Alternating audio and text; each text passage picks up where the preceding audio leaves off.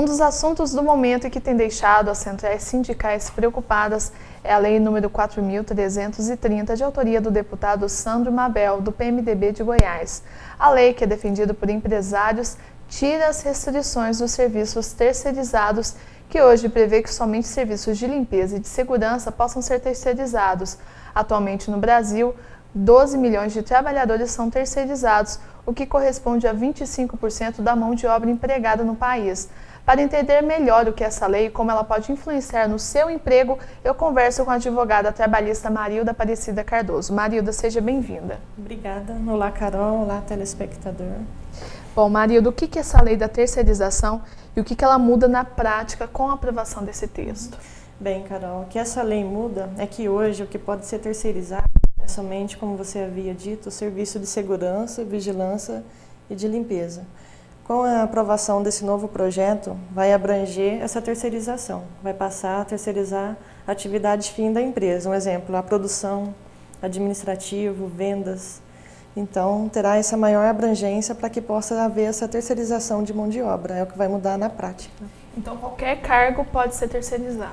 Qualquer cargo pode ser terceirizado e, como tem ocorrido vários protestos, os sindicalistas, eles acreditam que a maior parte dos trabalhadores que serão terceirizados são aqueles que têm pouca qualificação, que faz o serviço pesado, digamos assim. Entendi. Que a empresa ela costuma reter aquele funcionário, né, contratar com melhor salário, aquele que tem maior qualificação. E esses que têm pouca qualificação que irão realmente sentir o reflexo da terceirização. Entendi. E no caso da terceirização, como que acontece a relação de emprego entre os trabalhadores e a empresa que contrata a terceirizada? O trabalhador terceirizado, ele não gera vínculo com a empresa contratante. Ele responde sempre para o empregador dele, que é a empresa terceirizada. A empresa contratante, ela tem a obrigação de fiscalizar se essa empresa terceirizada, ela paga o salário, todos os direitos daquele trabalhador.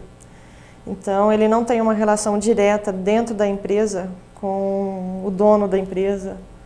Ele responde sempre para aquele responsável da empresa terceirizada, que vai estar ali dentro. Entendi. E, Marilda, nós vemos em alguns jornais, em sites e principalmente nas redes sociais, até mesmo na TV, essa questão dos movimentos contra essa lei da terceirização. Ela pode realmente diminuir o número de trabalhadores no país? Pode, ela pode, com certeza irá diminuir. Vai aumentar o desemprego, porque o trabalhador terceirizado, com o que ele sofre? O salário é mais baixo, ele chega a ganhar até 30%. Então, por isso que vai haver demissões, porque as empresas vão demitir aquele trabalhador que tem um salário maior para contratar um outro trabalhador que ganha até 30% a menos.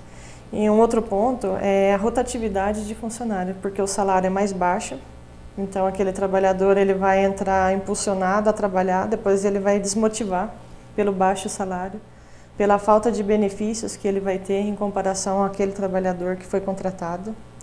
Então, por isso que tem tantos movimentos. Do sindicato vai ter movimento dos representantes dos trabalhadores, por conta do salário baixo, ele trabalha mais, até 3 horas a mais que o funcionário contratado.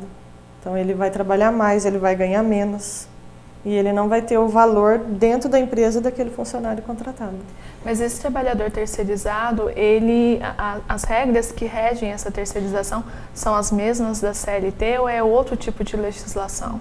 Não, na verdade é uma lei, né, que ela rege a terceirização, onde ela é uma emenda, né, na CLT, na Constituição, porque ela rege a participação entre a empresa que presta o serviço terceirizado e aquela contratante.